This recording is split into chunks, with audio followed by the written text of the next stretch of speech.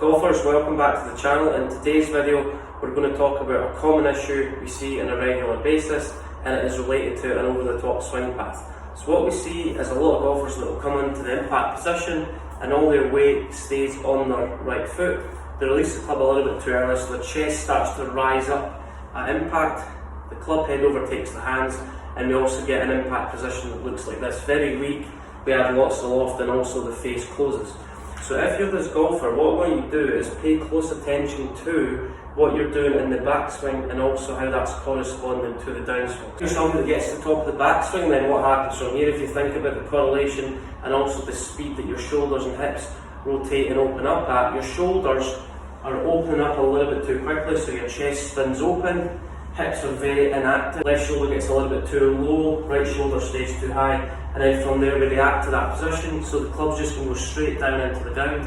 Then what you start to see from there is this right foot spinning out of the way, so the heel gets too far behind my right hip. We've got to throw all those angles into impact. So if you're this golfer, simple drill, what you're trying to do as you come into impact, you're going to enable your right knee to start leading your right ankle. At the top of the backswing, you're trying to feel that your right shoulder works up and back, so right shoulder's going to work up and back. That's going to enable the hands to get a little bit higher at the top. Then as we come back down, because we've created the depth in the backswing, we're just going to let that club fall. So the feeling from here is right shoulder working up and back, that club head is going to disappear behind your body. Come back into impact, we're not opening the shoulders too quickly. Shoulders working up and back as we come into the downswing.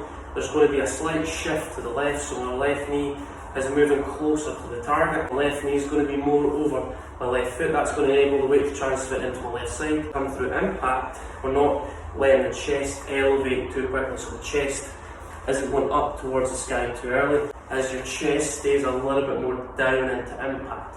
So that chest stayed down for a little bit longer into the impact position, and I feel the club head stays a little bit lower for impact. That's going to enable me to create ball turf contact. As soon as my chest starts to elevate towards the sky, that's what's going to allow the leading edge to rise. Place this water bottle just inside your right foot. As we get to the top, the right shoulder's working up and back, and then from there, as we come into the downswing, you're going to allow your right knee to move ahead of your right ankle. So that's going to allow the right foot to bank, and it's also going to enable that right foot to start rolling in the way. So right knee moving ahead of right foot, right knee moving ahead of my right ankle is going to push my right knee close to my left knee, and it's also going to enable me to transfer my weight a little bit more into my left side. So we're going to go from address into impact. How does that look? My hands are ahead compared to where they're at address. The weight's a little bit more into my left side.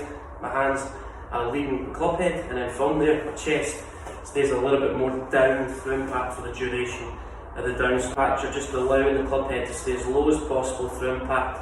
That's going to allow you to extend your low point after impact, but it's also going to enable you to stay down through impact. As soon as I start to elevate my chest, the club head's going to work off the ground. So swing the club back, right shoulder working up and back. That's going to help us create the depth we need. As we come down, that's going to allow the club too shallow coming down, not spinning the chest open too quickly. Arm works down the chest for the duration of the downswing. And down the chest, I feel like my hands taking the longest route to the golf ball on the way down. Knock the water bottle down towards your left foot. How does that look coming to impact? Right knee moving ahead of right ankle.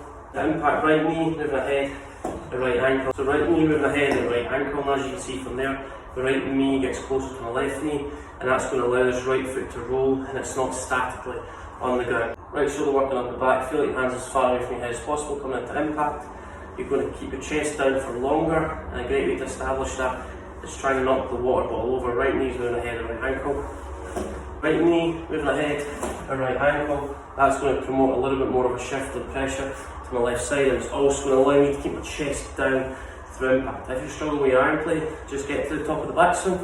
Feel your right knee always leads the ankle, so right knee's moving closer to left knee. Chest more down through impact, and then I feel like I'm hitting those 3 golf balls at the same time coming through impact. Club stays lower to the ground all the way through. That's going to help me transfer my weight into my left side, and it's going to allow me to get my chest a little bit more down in a flexed position through impact. Then my chest's going to start to open up, and that's what's going to help me create ball turf contact as a chest staying in a more flexed position through impact, and also my weight's transferring into the left side.